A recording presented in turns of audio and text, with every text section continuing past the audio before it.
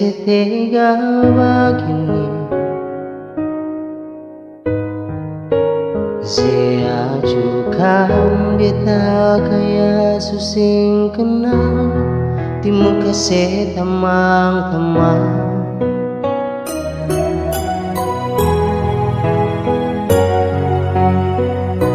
Selalu pikir diri sendiri, sing pernah mau pikir beta.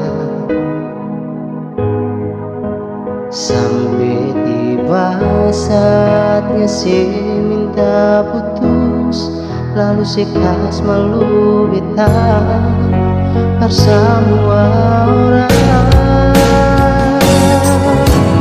Ingat orang karma kan berlaku, hubungan kita perjuangkan surat.